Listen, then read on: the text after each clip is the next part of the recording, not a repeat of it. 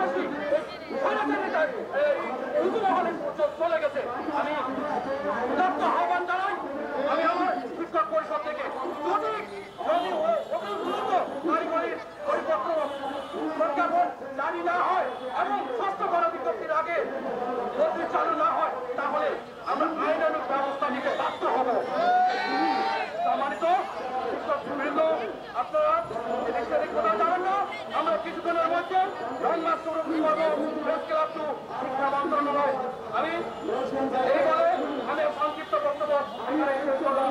ধন্যবাদ, ধন্যবাদ সকলকে এবং ধন্যবাদ জানাচ্ছি প্রেস মিডিয়াকে। এখন বক্তব্য আছেন কামরুল জামান স্যার, সুদূর রাজশাহী থেকে এসেছেন। কামরুল জামান স্যারকে সংক্ষিপ্ত বক্তব্য দেওয়ার জন্য অনুরোধ জানাচ্ছি। আসসালামু আলাইকুম।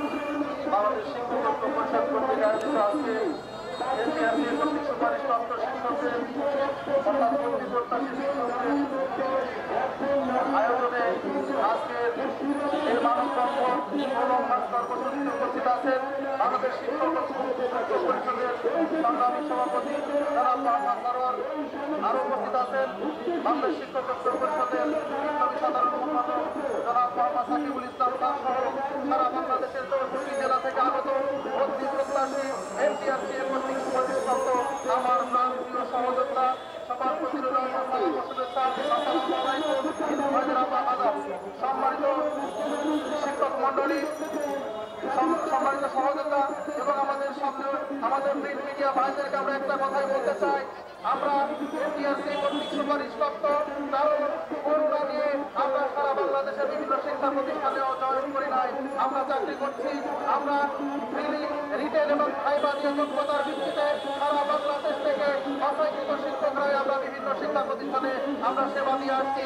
সংগ্রামী বন্ধুরা, আমি একটি কথাই বলতে চাই যে এই স্বাধীনতার 55 বছর পরে এই অন্তর্বর্তীকালীন সরকারের মাননীয় শিক্ষা উপদেষ্টা জনাব ওয়াহিদুদ্দিন মাহমুদ খানের হাত ধরে মাননীয় প্রধান উপদেষ্টা ডক্টর মোহাম্মদ ইউনূস সাহেবের হাত ধরে আমরা আমাদের কাঙ্ক্ষিত সেই প্রজ্ঞাপনটা পেয়েছি যে আমরা বলতে পারবো। কিন্তু এই পরবর্তীতে বর্তমানে এনটিআরসির যিনি চেয়ারম্যান আছেন উনি আমাদের সাথে টাল বাহারা শুরু করে দিয়েছেন। আমরা চাই আমরা চাই না আমরা কেন শিক্ষক, আমরা রাজপথে কেন থাকবো, আমরা কেন জাতীয় প্রেসক্লাবের সামনে থাকবো, আমরা কেন মাদ্রাস কর্মসূচি দিব, আমরা শ্রেণীকক্ষের ভিতরে থাকবো।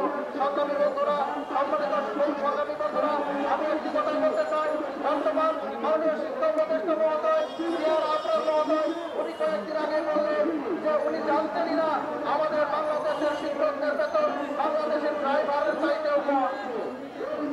বাংলাদেশের শিক্ষকদের বেতন ড্রাইভারের চাইতে কম, এই কথা এতদিন পরে আমাদের শিক্ষা উপদেষ্টা মহোদয় জানলেন। আমাদের এনটিআরসি চেয়ারম্যান মহোদয় তিনি জানেন না যে শিক্ষকদের বেতন এত কম। আমাদের একজন শিক্ষক সেই কথায় বাড়ি চাপাই রংপুর কোথায় রাজশাহী চাকরি করে রাঙামাটি খাগড়াছড়ি বান্দরবান। সংগ্রামী বন্ধুরা, এই 12,500 টাকা বেতনে আমাদের হাই স্কুল এবং মাদ্রাসা সহকারী শিক্ষকরা সেবা দিয়ে আসছে, পরিশ্রম করে যাচ্ছে। এই বলতে আমাদের নৈতিক দাবি, আমাদের নৈতিক অধিকার, আমরা আমাদের বদলি চাই, আমরা আমাদের বদলি পেতে চাই, আমরা কোনো টাল পাহারা দেখতে চাই না। এনটিআরসির চেয়ারম্যান মহোদয়কে বলতে চাই, আমরা কোনো রাজপথে আসতে চাই না। আমাদেরকে রাজপথ থেকে সচিবালয় এবং সচিবালয় থেকে সর্বশেষ হাইকোর্ট পর্যন্ত নিয়ে যাবেন না। শিক্ষকদের সাথে প্রহসনমূলক আচরণ করবেন না, শিক্ষকদের সাথে টালবাহানা করবেন না। আপনার সামনে প্রজ্ঞাপন আছে, আপনি প্রজ্ঞাপনটা দেখেন, শিক্ষা মন্ত্রণালয় থেকে প্রজ্ঞাপনটা যদি না পেয়ে থাকেন আপনি আমাদেরকে বলেন, আমরা আপনাকে প্রজ্ঞাপন দিব। সেই প্রজ্ঞাপনে সুন্দর হয়ে স্পষ্ট হয়ে বলা আছে যেদিন থেকে প্রজ্ঞাপন জারি হয়েছে সেদিন থেকে কার্যকর এবং প্রজ্ঞাপনের আলোকে প্রথমে বদলি দিতে হবে এবং তারপরে শূন্য পদের ভিত্তিতে এনটিআরসি গণবিজ্ঞপ্তি প্রকাশ করতে পারবে। কিন্তু এনটিআরসি চেয়ারম্যান উনি কি জানেন না, উনি কি বুঝেন না, আমাদের সাথে প্রয়োজন না করে আমাদের ড্রাইভারের চাইতে বেতন কমিয়ে এত দূর আছে আমরা করতে চাকরি করি। আমাদের এই কষ্টের লাঘব এই অন্তর্বর্তী সরকারের হাত ধরে আমাদেরকে লাঘব হয়। আমাদেরকে যেন আর কেউ বলতে না পারে আমাদের বেতন ড্রাইভারের চাইতে বেতন কম, ড্রাইভারের চাইতে বেতন কম নিয়ে 500 স্কুলের কাছে আমরা শিক্ষকতা করে আসছি। সংগ্রামী বন্ধুরা, আমাদের ভাইদের মাধ্যমে সরকারকে বলতে চাই, এনটিআরসির চেয়ারম্যান মহোদয়কে বলতে চাই, আপনি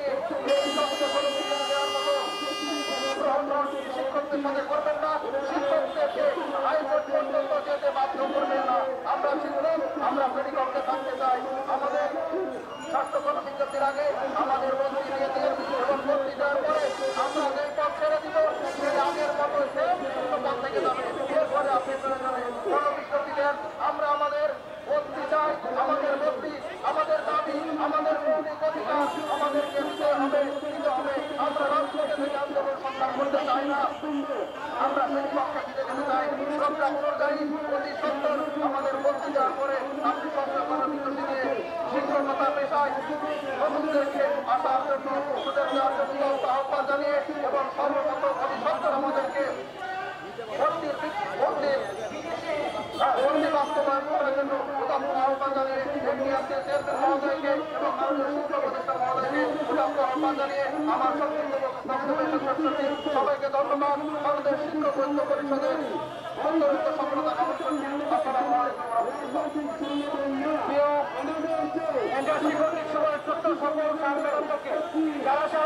থেকে আজকের এই মানববন্ধনে এসে উপস্থিত হয়েছেন আপনাদেরকে বাংলাদেশ শিক্ষক পরিষদের পক্ষ থেকে আন্তরিক শুভেচ্ছা জানাচ্ছি। আমরা কিছুক্ষণ পরে আমরা শিক্ষা মন্ত্রণালয়ের অভিমুখে রংবাসে ঘোষণা করবো। আপনারা কেউ স্থান ত্যাগ করবেন না। প্রিয় ভাইরা আমার যারা এখানে উপস্থিত আছেন কেউ যাবেন না। আমরা কিছুক্ষণ পরেই রংবাসে এখন বক্তব্য নিয়ে আসছেন শাহ আলম স্যারকে আমি সংক্ষিপ্ত বক্তব্য রাখার জন্য অনুরোধ জানাচ্ছি।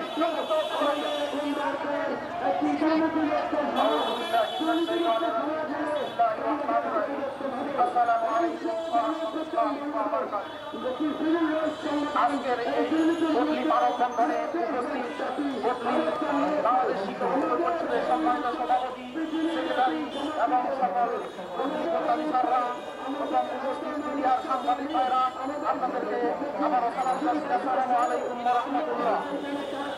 আমরা আজকে এখানে উপস্থিত হয়েছি কি কারণে? শুধু একটি কারণে, আমাদের দেশে এমন একটা আইন একটা নীতিকে বাদ দেয় আরেকটা নীতি চালু করার আগে। এটা হচ্ছে একটা সবচেয়ে বড় জুলুম। আমরা জানি আমাদেরকে সাময়িকভাবে আবেদন করার জন্য, কিন্তু আমরা মেনে নিয়েছি। এরপরে আমাদেরকে বলছে যে পঞ্চম গণবিজ্ঞপ্তির আগে বদলি দেওয়া হবে, কিন্তু সেই তো আওয়ামী লীগ ফাঁসি সরকার আমাদেরকে বদলি না দিয়েই আবার পঞ্চম গণবিজ্ঞপ্তি দিয়েছে। আমরা আজকে আমার বাড়ি যাচ্ছি কি কারণে? বর্তমান যারা এনটিআরসিতে নিয়োগপ্রাপ্ত আছে তাদেরকে আমরা সাবধান করে দিচ্ছি, আর কোনো চাল বাহানা চলবে না। স্বাধীন বাংলাদেশে আর কোনো চাল বাহানা আমরা মেনে নেব না। বদলির আগে আর কোনো গণবিজ্ঞপ্তি হতে দেওয়া হবে না। 5ই আগস্ট কথা মনে রেখে আর কোনো বাংলাদেশে ষড়যন্ত্রে লিপ্ত হবেন না। সকল শিক্ষক বিদ্যুৎ বায়ুবৃন্দ কথা বলেছে, আমি শুধু এনটিআরসির চেয়ারম্যানকে উচ্চারণ করে দিচ্ছি, আপনি সাবধান হন, নতুন কোনো ষড়যন্ত্রের দিকে দেখাবেন না। সাবধান, আগে বদলি চাই। এটাই আমার সংক্ষিপ্ত কথা শেষ করছি। আসসালামু আলাইকুম। ধন্যবাদ তাকে অনেক সুন্দরভাবে বক্তব্য দেওয়ার জন্য। এবারে আপনাদের সামনে বাংলাদেশ শিক্ষক ঐক্য পরিষদের সম্মানিত আজিজুল স্যার, সাংগঠনিক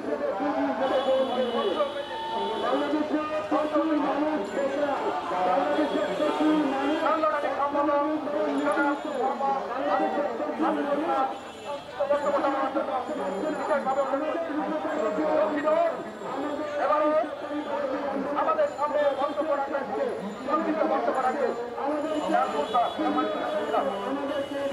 ধন্যবাদ স্যারকে কিছু কথা দেওয়ার জন্য। বাংলাদেশ আমাদের সকলের প্রতি আমার অভিনন্দন শুভেচ্ছা। আজকে আমরা এখানে একত্রিত হয়েছি, আমাদের মূল উদ্দেশ্য একটাই, সেটা আপনারা সবার অবগত আছেন, যে আমাদের ভর্তি প্রজ্ঞাপন হয়েছে, কিন্তু কিছু কুসংস্কার মহল তারা এটাকে নিয়ে তালবাহানা করতেছে। বিশেষ করে এনটিআরসির চেয়ারম্যান উনি নিজে আমাদেরকে কিছু বিভ্রান্তির মধ্যে ফেলে দিয়েছে। তাই ছোটজন কর্মকর্তা এবং সকলের অবগত করতেছে যে আমাদের ষষ্ঠ গণবিজ্ঞপ্তির পূর্বে আমাদের ভর্তি কার্যক্রম সম্পন্ন করতে হবে। আমাদের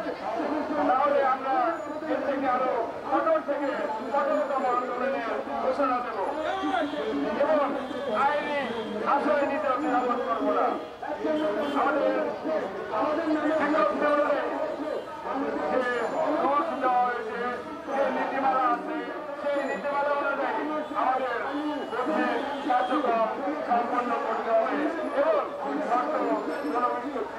করবে এই বলে আমার বক্তব্য শেষ করছি। আসসালামু আলাইকুম। ধন্যবাদ স্যারকে সংক্ষিপ্ত বক্তব্য দেওয়ার জন্য। এবারে আমি আহ্বান করব সংক্ষিপ্ত বক্তব্য দেওয়ার জন্য সুদূর লক্ষ্মীপুর থেকে আগত বাংলাদেশ শিক্ষক ঐক্য পরিষদের ডাকে প্রেস ক্লাবে মোহাম্মদ হামিদুর রহমান সহকারী শিক্ষক সংক্ষিপ্ত বক্তব্য দেওয়ার জন্য বিশেষভাবে অনুরোধ করছি।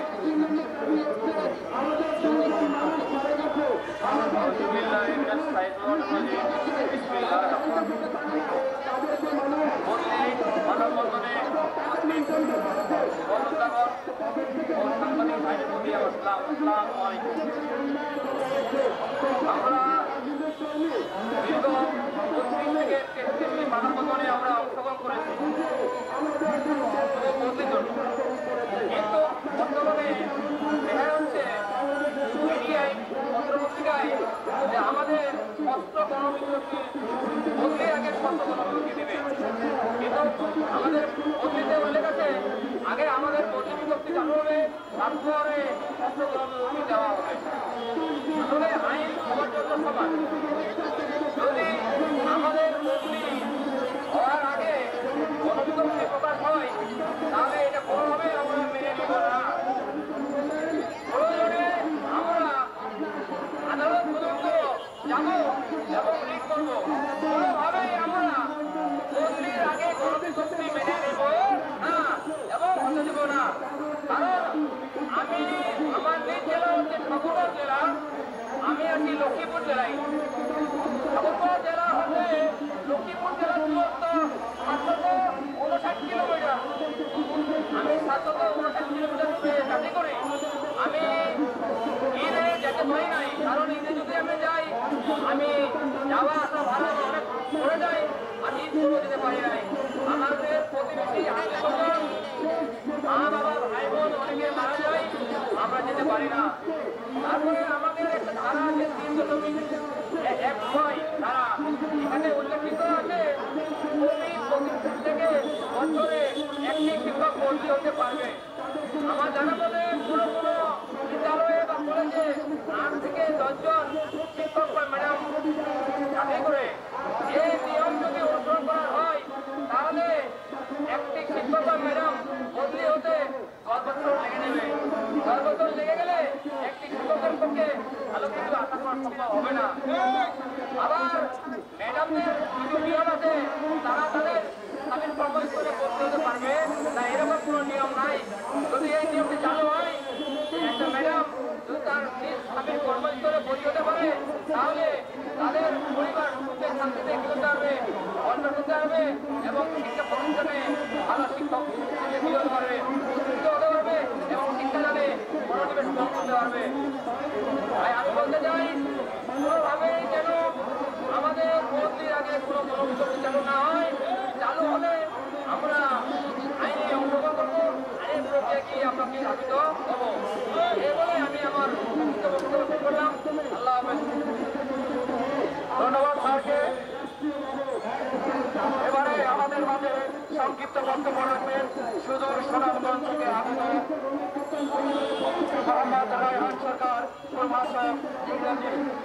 সংক্ষিপ্ত বক্তব্য দেওয়ার জন্য তাকে বিশেষভাবে আহ্বান করছি।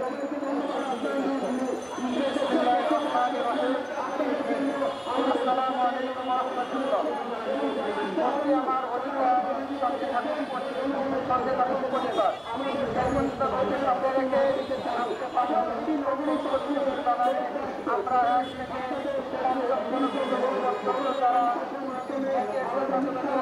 থেকে তারা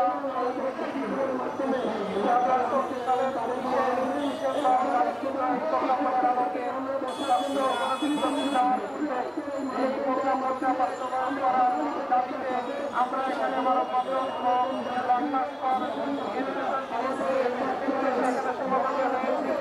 আমরা বাংলাদেশ সরকার মাননীয় প্রধান উপদেষ্টা ডক্টর মোহাম্মদ ইউনূস স্যারকে আমরা বলতে চাই, আপনি একজন শিক্ষক ছিলেন, শিক্ষকদের অধিকার দেওয়ার দায়িত্ব আপনার নৈতিক অধিকার, নৈতিক কর্তা। আপনি আমাদের অভিভাবক। আমরা বাংলাদেশের ইতিহাসে দীর্ঘ 54 বছরের ইতিহাসে এমপিওভুক্ত শিক্ষকরা যারা বিভিন্নভাবে বঞ্চিত হয়েছি, বেতনের যারা বঞ্চিত হয়েছি, পদাধিকার বলে বঞ্চিত হয়েছি, আমরা এনটিআরসিএস মাধ্যমে যে অধিকার ফিরে পেতে চাচ্ছি, সেই বদলি আমাদেরকে দ্রুত বাস্তবায়ন করুন। আপনারা ভেবে দিয়ে চিন্তা করুন, বাংলাদেশের একজন শিক্ষক, তার জেলা হয় পঞ্চগড়, সে চাকরি করে চট্টগ্রাম, সিলেট। এই দ্রুত বাস্তবায়নের জন্য এই বদলি দ্রুত বাস্তবায়ন করে আমাদের মানবিক অধিকার ফিরিয়ে দিন। আমরা দেখা যায় অনেক বাবা মা, আত্মীয় স্বজন, নানি মারা যায়, আমরা দেখতে যেতে পারি না। অনেক দীর্ঘ দূরে থাকার কারণে আমরা যেতে যেতে আমাদের সময় শেষ হয়ে যায়। আপনি যদি বিবেক দিয়ে মানবিকভাবে চিন্তা করেন, তাহলে আপনি অবশ্যই এই কোনো আমাদের যে এনটিএসের প্রজ্ঞাপন রয়েছে সেটা দ্রুত বাস্তবায়ন করে তারপরে শূন্য পদ থাকার সাপেক্ষে শূন্য পদ তো অবশ্যই থাকবে, সেই পদগুলো নিয়ে আপনি স্বচ্ছ করে বিজ্ঞপ্তি দিবেন। এনটিআরসিএস চেয়ারম্যান সাথে বলবো, আপনি বড় পদে বসে আছেন, আপনার সুস্থ মস্তিষ্ক দিয়ে চিন্তা করে আপনি আমাদের নৈতিক অধিকার, মানবিক অধিকার ফিরিয়ে দিন। আপনি যদি সেখানে বসে আপনার উদ্দেশ্য হাসিলের জন্য বানাই করেন, আপনি আপনার উদ্দেশ্য বাস্তবায়নের জন্য প্রজ্ঞাপন দিয়ে নিয়োগ দেন, তাহলে আমরা আর কখনোই পরিয়ে দিতে পারবো না। এখন 1,10,142টা পদ টাকা রয়েছে, আমরা মাত্র 60,000 বা 50,000-এর বেশি হবে না যারা বিভিন্ন জেলা জুড়ে চাকরি করি। তাই আপনি আমাদের মানবিক অধিকারটা দাবি, যৌক্তিক দাবিটা আপনি বাস্তবায়ন করে আপনি আপনার পদটাকে সমুন্নত করুন। আপনার কাছে আমাদের দাবি, সরকারের ঊর্ধ্বতন কর্তৃপক্ষের কাছে আমাদের দাবি, আপনারা মাধ্যমিক পর্যায় থেকে 2 জন, উচ্চ মাধ্যমিক পর্যায় থেকে 2 জন করে শিক্ষক বদলির আওতায় আনুন। আপনাদের কিছু কালা কানুন রয়েছে, সেটা আমাদেরকে আজীবন মর্মযন্ত্রণা দিয়ে যাবে। আপনারা ওই পদ হোল্ড করেছেন, ওই পদ হোল্ড করার অর্থ হচ্ছে আপনারা জাস্টিসটা প্রতিপাদন করবে, জাস্টিসের সার্ভিস সার্ভ করবে। আপনারা যদি ইনজাস্টিস করেন তাহলে আমাদের চোখের পানি ধরে রাখতে পারি না। আমরা সবসময় নামাজ পড়ে আপনাদের জন্য সুস্থ আইন যেন বাস্তবায়নের জন্য দোয়া করি। এখন আপনাদের মনের মধ্যে যদি অন্য কোনো কিছু থেকে থাকে, আপনাদের স্বার্থ হাসিল, ব্যক্তিগত উদ্দেশ্য হাসিলের জন্য, তাহলে আমরা অনেকদিন কষ্ট ভোগ করতে পারবো। আমাদের পরিবার ছাড়া আমরা যখন দূরে থাকি, মেয়ে অসুস্থ, স্ত্রী অসুস্থ, বাবা অসুস্থ, আমরা দেখতে পারি না। আমরা নীরবে নির্বিঘ্নে যায় নামাজে পড়ে শেষ দেওয়া পর্যন্ত আল্লাহর কাছে দোয়া প্রার্থনা করি। আল্লাহ, আপনি আপনার মতো দিয়ে এনটিআরসিএর যারা দায়িত্বপ্রাপ্ত রয়েছে, আমাদের বর্তমান শিক্ষা উপদেষ্টা, বর্তমান প্রধান উপদেষ্টা, তাদেরকে আপনি সুস্থ জ্ঞান দিয়ে, সুস্থ বিবেক দিয়ে চিন্তা করে এনটিআরসি নিয়োগপ্রাপ্ত শিক্ষকদের কষ্ট লাঘব করার জন্য আমি আপনাদের কাছে এই আন্দোলনের মাধ্যমে জোর দাবি জানাচ্ছি। আল্লাহ আপনাদেরকে সুস্থ বিবেক দিয়ে আমাদের দাবি বাস্তবায়ন তৌফিক দিন। আর যারা পরবর্তীতে স্বাস্থ্য কোনো বিঘ্নিত আসবেন, আপনাদের ভয় পাওয়ার কোনো কারণ নাই। আমাদের প্রত্যেকটা পদ অক্ষত থাকবে। আমাদের যারা দূরে রয়েছে, আমরা সস্থানে কাছাকাছি বিভাগীয় বা সর্বজেলায় বা নিজ জেলায় ফিরে যেতে পারলে আমাদের ভালো লাগবে। যেখানে 600 কিলোমিটার, প্রায় 700 কিলোমিটার দূরে, সেখানে আমাদের যদি 50-100 কিলোমিটার করতে হয়, আমরা অনেক ভালো থাকতে পারবো। আপনারা অবশ্যই এই ন্যায় বিচারটা জারি করে দেবেন। আমাদের এই 1 অক্টোবরের মধ্যে এগুলো সুন্দরভাবে বদলি দিয়ে আমাদের সংশোধন করে আমাদের 1 জানুয়ারির মধ্যে আমরা যেন আমাদের নিজ উপজেলায়, নিজ জেলায় বা নিজ বিভাগে ফেরত যেতে পারি, এই আশাবাদ ব্যক্ত করে আপনাদের শুভ উদয় হোক এই কামনা করে আমি আমার বক্তব্য শেষ করছি। আসসালামু আলাইকুম রহমতুল্লাহ। ধন্যবাদ রায়হান স্যারকে সংক্ষিপ্ত বক্তব্য দেওয়ার জন্য। আমি আবারও বলতে চাই,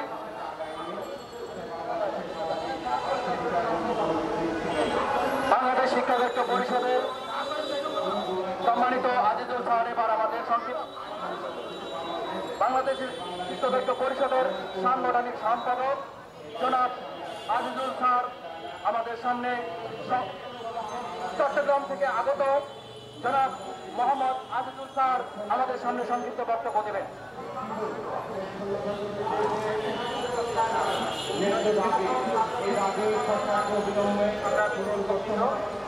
তুমি আমার সাথে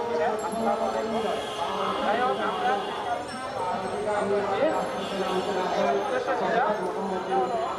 2024 সালের ডিসেম্বর আমাদের নীতিমালা কার্যকর আর এই নীতিমালা আমাকে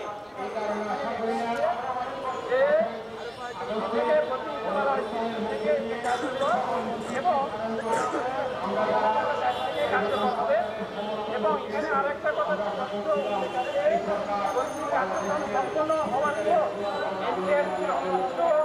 শূন্যপদ নিয়োগের সুপারিশ প্রান্ত করবে প্রতিষ্ঠান থেকে 1 বছরে একজন শিক্ষক সুপারিশ প্রাপ্ত হবে। কিন্তু এখানে বৈষম্য রয়ে গেছে। যাই হোক 2005 সালের থেকে নিয়োজিত হয় পর্যায়ক্রমে শিক্ষককে দিয়েছেন। এই ধারাবাহিকতায় পর্যায়ক্রমে একসময় সরাসরি আমাদেরকে তারা নিয়োগ দিয়েছেন এবং পরবর্তীতে নীতিমালা করেছেন। আর এই নীতিমালাতে স্পষ্ট উল্লেখ আছে যে ভর্তি হওয়ার পরে বাকিটা শিক্ষকদের জন্য তারা প্রকাশ করবে। আর একটা কথা আমি বলতে চাই যে এই নীতিমালায় কিছু অসংগতি রয়েছে। আর এই অসংগতির জন্য আমরা এখানে দাঁড়াইছি। আর এই অবশ্যই যেন সংশোধন হয় এই বলে আমি আমার বক্তব্য এখানে বলছি। আসসালামু আলাইকুম। ধন্যবাদ আজিজুল স্যারকে ওনার অত্যন্ত মূল্যবান বক্তব্য দেওয়ার জন্য। আমি আবারও বলব যে প্রজ্ঞাপনটা আপনারা দিয়েছেন, যে প্রজ্ঞাপনটা আমরা আপনাদের কাছে আশা করেছিলাম। এখানে অনেক ত্রুটি বিচ্যুতি আছে। আমি আশা করব আপনারা দ্রুত, আমরা একটা খসড়া দিয়েছি আপনাদেরকে, মন্ত্রণালয়ে একটা খসড়া দিয়েছি, সেই খসড়ার আলোকে আপনারা এটা আমাদের মঙ্গলার্থে আপনারা সিদ্ধান্ত নেবেন। যেহেতু এখানে স্পষ্ট আকারে আপনাদের প্রজ্ঞাপনে জারি আছে যে প্রজ্ঞাপন যেদিন জারি হবে সেদিন থেকে কার্যকর হবে, তাহলে কেন কালকে ভোট কেন আর কেন বা এনটিআরসির চেয়ারম্যান এরকম ধরনের সিদ্ধান্ত নিতে যাবে, ষষ্ঠ গণবিজ্ঞপ্তি আগে দিবে? এখানে আরো এছাড়াও আমি আরো বলতে চাচ্ছি যে ওখানে স্পষ্ট আকারে দেওয়া আছে 3.101 বদলি কার্যক্রম সম্পন্ন হওয়ার পর এনটিআরসি অবশিষ্ট শূন্য পদের চূড়ান্ত সুপারিশ করবে। তাহলে এনটিআরসি যেটা করতে চাচ্ছে সেটা সম্পূর্ণভাবে অন্যায়। আর এই অন্যায়কে আমরা প্রশ্রয় দিব না। প্রয়োজনে আমরা আদালতের সম্মুখীন হব। তারপর আমাদের ন্যায্য অধিকারটাকে ফিরিয়ে আনতে বাধ্যতা, আমরা অধিকারটাকে ফিরিয়ে আনবো ইনশাআল্লাহ।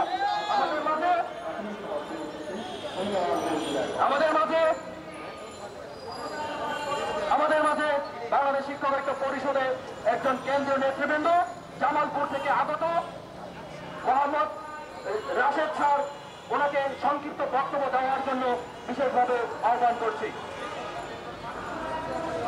বদলি প্রত্যাশী সহযোদ্ধাগণ, উপস্থিত প্রিন্ট মিডিয়া এবং ইলেকট্রিক মিডিয়া এবং গণমাধ্যম কর্মীদের দৃষ্টি আকর্ষণ করছি। আপনারা জানেন যে এমপিওভুক্ত স্কুল, কলেজ, মাদ্রাসা এবং কারিগরি শিক্ষা প্রতিষ্ঠানে দীর্ঘ 53 বছর যাবৎ কোনো বদলি ব্যবস্থা চালু ছিল না। এই বদলি ব্যবস্থা চালু না থাকার কারণে অনেকের সংসার ভেঙে গেছে, অনেকের বাবা মাকে শেষ সময় পর্যন্ত কাফন করার পর্যন্ত তারা সময় পায়নি। এর থেকে দুঃখ, এর থেকে লজ্জা, এর থেকে আর কি অপমান হতে পারে একজন এমপিওভুক্ত স্কুল, কলেজ, মাদ্রাসা এবং কারিগরি শিক্ষা প্রতিষ্ঠানের? আমরা সরকারকে বলতে চাই, যেহেতু 53 বছর পরে দেশের এমপিওভুক্ত স্কুল, কলেজ, মাদ্রাসা এবং কারিগরি শিক্ষা প্রতিষ্ঠানে এই 2015 সাল থেকে বাংলাদেশের সবচেয়ে তরুণ এবং মেধাবী শিক্ষকের আগমন ঘটেছে, যার কারণে দেশের 3 কোটি ছাত্রছাত্রী এবং তার অভিভাবকরা কাঙ্ক্ষিত মাত্রায় তাদের শিক্ষার যে যোগ্যতা এবং শিক্ষার যে বৈশিষ্ট্য তা তারা খুঁজে পেয়েছে। আগে আপনারা জানেন যে কমিটির মাধ্যমে নিয়োগ হতো, এই সকল নিয়োগে প্রায় 15 থেকে 20 লক্ষ টাকা লেনদেন হতো, কিন্তু যোগ্যতা মানের কোন শিক্ষক এই এমপিওভুক্ত স্কুল, কলেজ, মাদ্রাসা এবং কারিগরি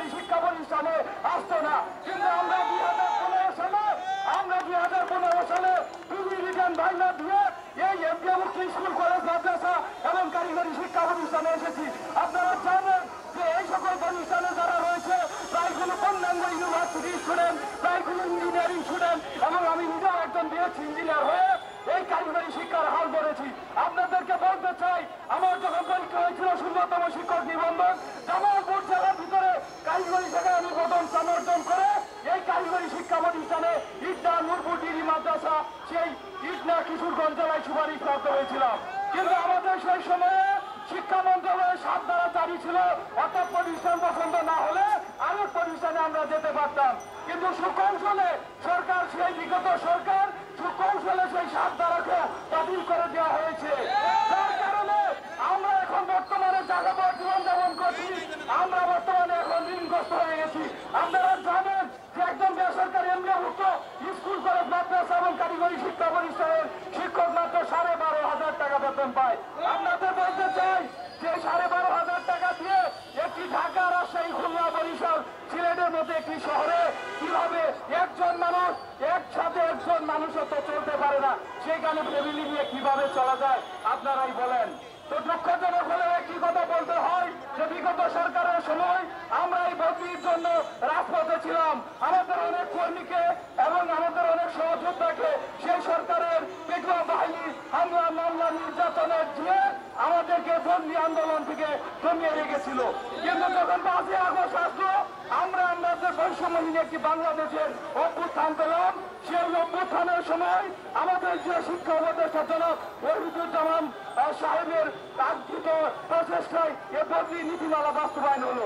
আমরা সাংবাদিক ভাইদেরকে বলতে চাই যে আমাদের এই 19শে ডিসেম্বর 2024 সালে এই এমপিওভুক্ত শিক্ষকদের বদলি নীতিমালা জারি হয় এবং এই বদলি নীতিমালায় এক পয়েন্ট তুলতে বলা হয়েছে এই বদলি নীতিমালা জারি তারিখ থেকে কার্যকর হবে।